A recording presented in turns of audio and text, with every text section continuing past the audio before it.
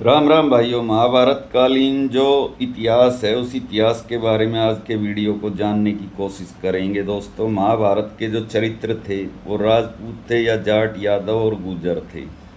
दोस्तों, जो डेमोग्राफी इस समय है इस इलाके की जहाँ पर महाभारत की घटनाएं घटी वो क्या कहती है, उसी से कुछ निष्कर्ष निकाला जा सकता है।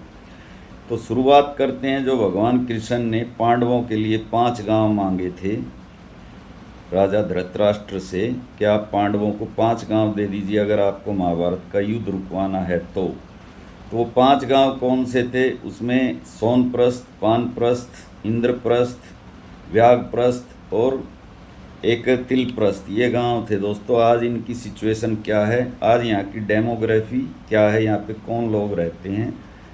तो डेमोग्राफी कहते हैं दोस्तों बदलती नहीं है। जिस समय महाभारत काल हुआ होगा उस समय जो लोग यहाँ पे रहते थे वही लोग आज भी यहाँ पे रहते होंगे। तो शुरुआत इंद्रप्रस्थ से करेंगे। इंद्रप्रस्थ इस समय देश की राजधानी दिल्ली है। उस समय महाभारत के टाइम पे इसका नाम इंद्रप्रस्थ होता था और पांडवों ने जब उनके राज्य का बंटवारा हुआ तो इसको बसाया था। खांडव वन एक जगह होती थी, खांडव वन को काट के उसके अंदर इंद्रप्रस्थ बसी थी।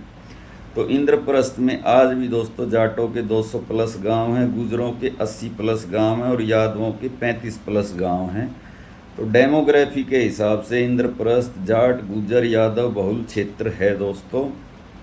और यहाँ पर कुछ गांव ब्राह्मण, त्यागी और राजपूत समाज के भी हैं, लेकिन वो बहुत ही कम हैं।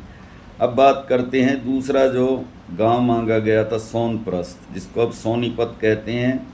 सोनीपत के अंदर 350 के करीब गांव हैं, जिसमें जाटों के गांव 200 प्लस हैं और गुजरों के 50 प्लस हैं।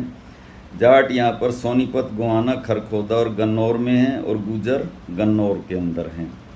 तीसरा जो गांव मांगा गया था पानप्रस्थ, जिसको अब पानीपत कहते हैं। पानीपत में 190 गांव हैं, जिसमें जाटों के 100 के करीब और गुजरों के 50 के करीब।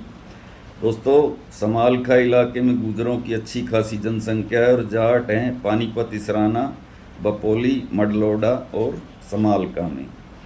चौथा गांव तिलप्रस्थ, जिसको अब तिलपत कहते हैं, ये बल्लभगढ़ जो जाटों की रियासत है उसका एक बड़ा गांव है।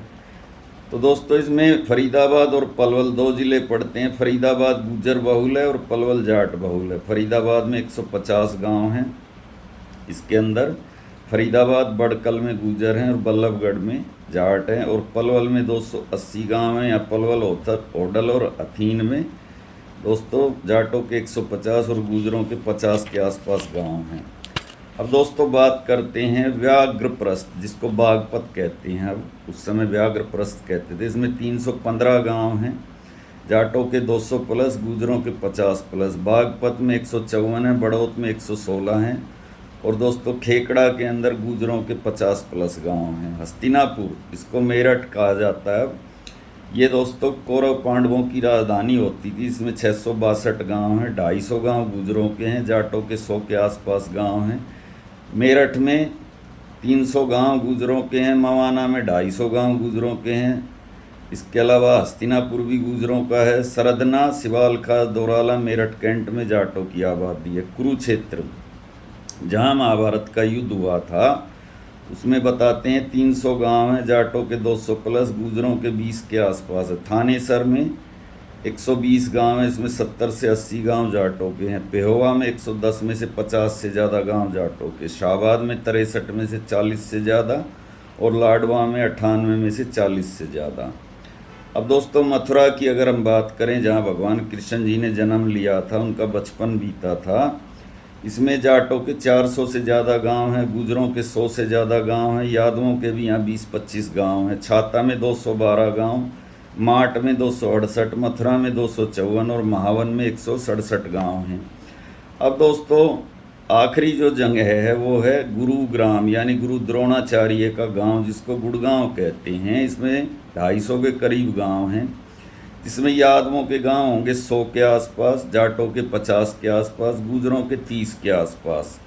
गुड़गांव के अंदर जाट ज़्यादा हैं। पटौदी में जाट यादव मिक्स हैं। सोना में यादव और गुजर मिक्स हैं। फरुखनगर और मानेसर में यादवों की जनसंख्या ज़्यादा है।